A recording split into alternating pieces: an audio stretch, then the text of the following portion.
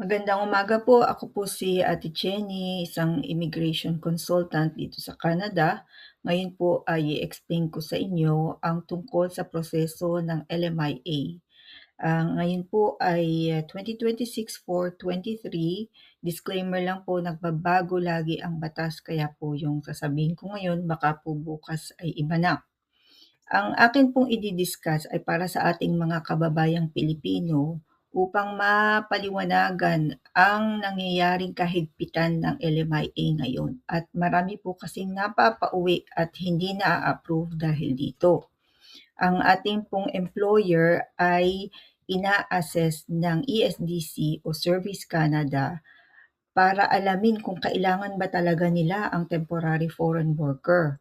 At ngayon po dahil sa krisis ng ekonomiya sa buong mundo at dito rin po sa ating bansa sa Canada, ah, pinipilit o talaga hong sinasadya o talaga hong gumawa sila ng mga pamamaraan para po ang ating mga employer, Canadian employer, ay i-hire ang mga Canadian citizen at permanent resident. Mismo po ako, marami po akong inaayos na LMIA. Talaga pong maraming question ang tinatanong sa employer at kada isa po na pag nag-a-apply sa kanilang portal, ngayon binago din po nilang portal, talagang mas high-tech.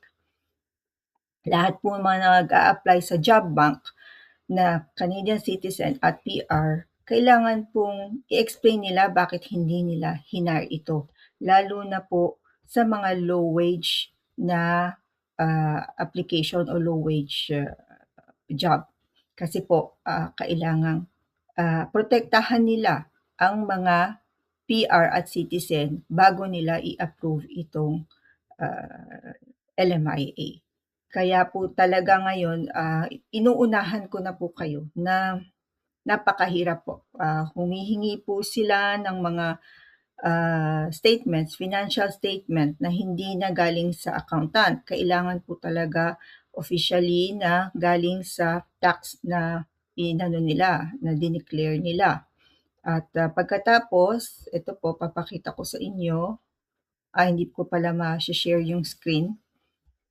Meron pong bagong change na naman o regulation na inad noong April 1 to 2026 na kailangang mag-advertise ang employer ng 2 months bago sila mag-apply ng LMIA.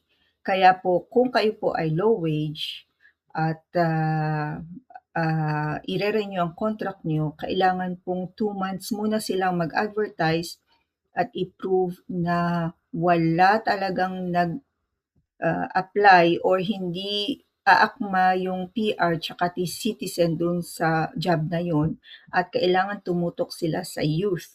Kaya po wala na pong kasiguraduhan ng LMIA kasi kailangan po talaga nilang isa-isahin yun. Kailangan nilang i-download yung resume, tawagan yung mga nag-apply na yun bago kayo. Kung wala po talaga silang makita, dun pa lang po maa-approve. Pero kung meron pong mga nag-a-apply dun sa kanilang portal, kahit 10 pa yan o 5 lang, kailangan po yung mga PR na yun at citizen ay i-interview nila at i-hire nila.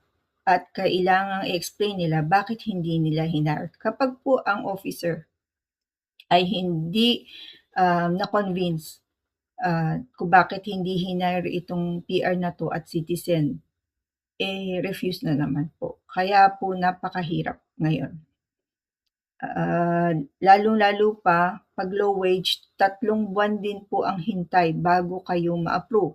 So unang-una, 2 buwan ang hintay sa advertisement bago mag-apply ng LMIA, plus 'pag nag-apply na ng LMIA, 3 buwan kayong maghihintay para ma-approve. Iyon ay kung wala pang mga ibang problema, kung walang mga papers na hihingin.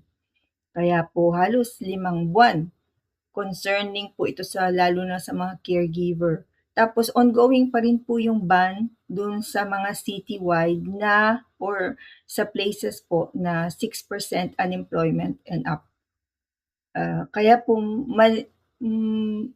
importanteng maintindihan po ng ating mga kababayan, mga Pilipino, caregivers, nagtatrabaho sa mga fast food chain at kung sa ano pa pong mga low wage job na talaga pong napakahigpit ngayon. Kahit po sa mga high wage salaries, lalo po ring mahigpit.